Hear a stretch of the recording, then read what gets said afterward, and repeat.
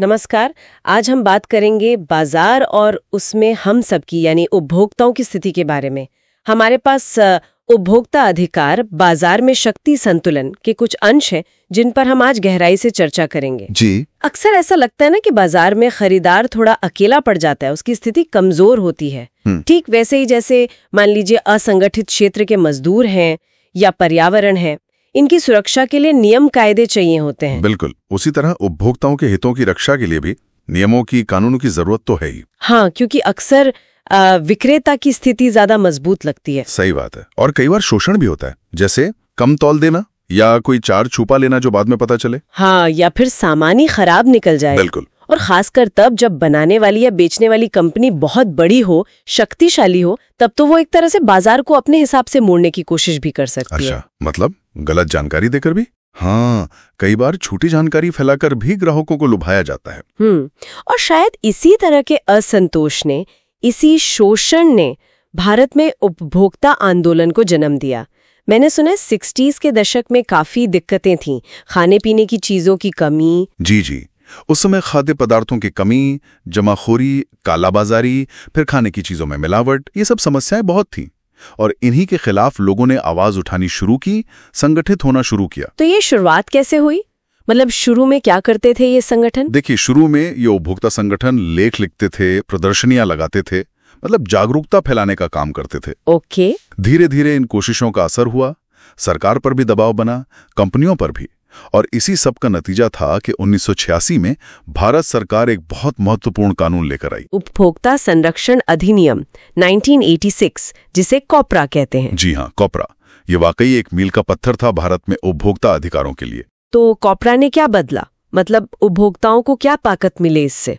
कई अधिकार मिले होंगे, है ना? हाँ, कई महत्वपूर्ण अधिकार मिले। जैसे सबसे पहले बात करें सुरक्षा के अधिकार की। ये बहुत बुनियादी और जरूरी अधिकार है। सुरक्षा का अधिकार कैसे? कोई उदाहरण है इसका? हाँ, बिल्कुल। केरल का एक मामला शायद आपको याद हो, रेजी मैथ्यू का। एक छात्र था। हाँ, सुना है। उसके टॉन्सिल का ऑपरेशन होना था, लेकिन ऑपरेशन के दौरान उसे गलत एनेस्थीसिया दे दिया गया और उसकी वजह से वो जीवन भर के लिए अपंग हो गया। ओहो, ये तो बहुत दुखद है। जी। मामला राष्ट्रीय उपभोक्ता आयोग तक गया और आयोग ने अस्पताल को लापरवाही का दोषी पाया, मुआवजे का आदेश दिया। तो ये मामला दिखाता है कि जो वस्तुएं या सेवाएं हम ले रहे हैं, अगर वो हमारे जीवन या संपत्ति के लिए खतरनाक हैं, तो उनसे सुरक्षा पाना हमारा अधिकार है। बिल्कुल, सुरक्षा सबसे पहले।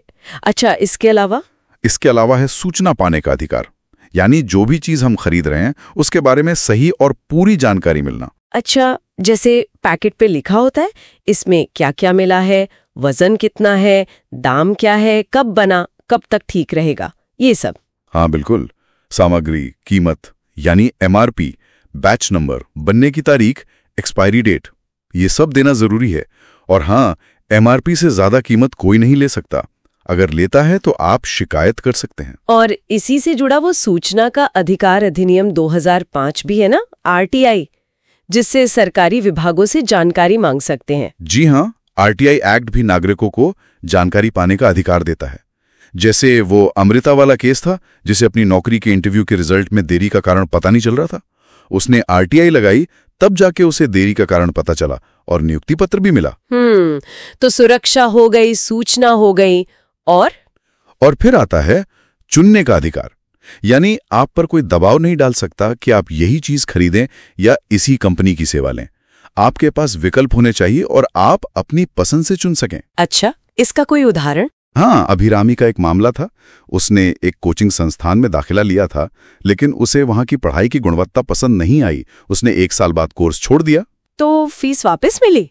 हाँ, मामला उपभोक्ता फोरम में गया और फोरम ने कहा कि उसे फीस वापस मिलनी चाहिए क्योंकि सेवा की गुणवत्ता ठीक नहीं थी और उसे चुनने का अधिकार था। तो कोई भी सेवा लेते समय या वस्तु खरीदते समय उपभोक्ता को चुनने का पूरा अधिकार है।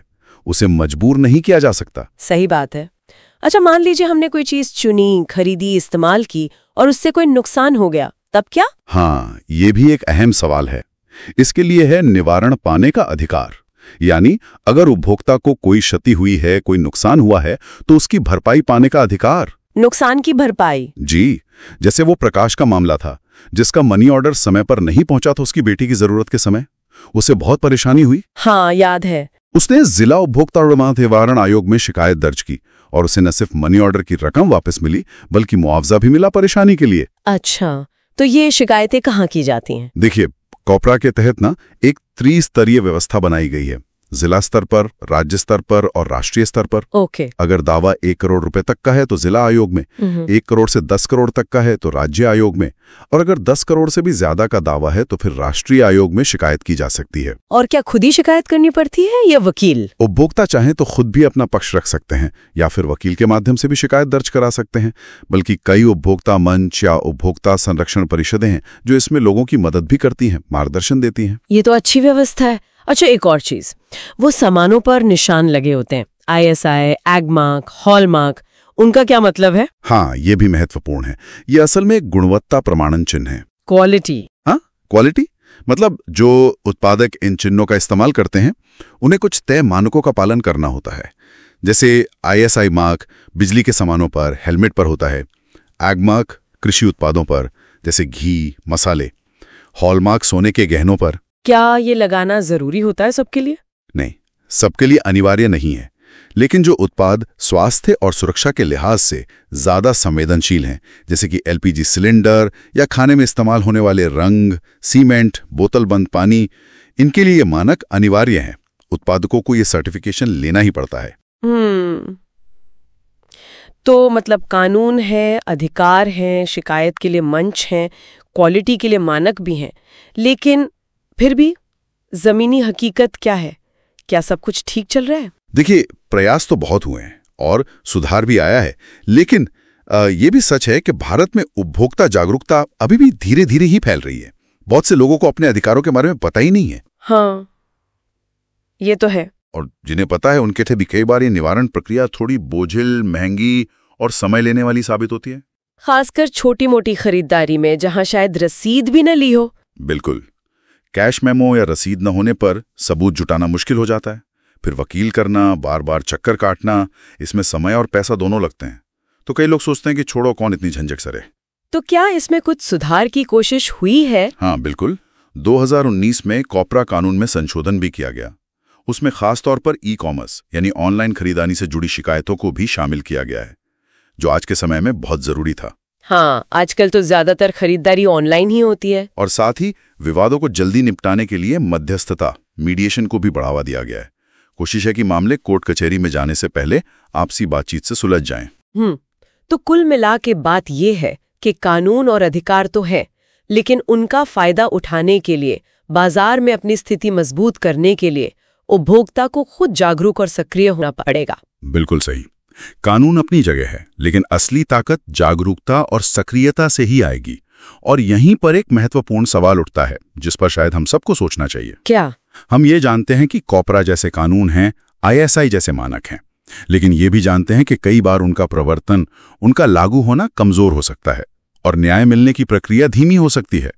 तो ऐसे में ये जो औपचारिक शिकायतें हैं, अदालती प्रक्रिया है, इसके अलावा रोजमर्रा के जीवन में, बाजार में एक आम उपभोक्ता अपनी स्थिति को मजबूत करने के लिए व्यक्तिगत स्तर पर या मिलकर सामूहिक रूप से और क्या ठोस कदम उठा सकता है, इस पर विचार करना बहुत जरूरी है।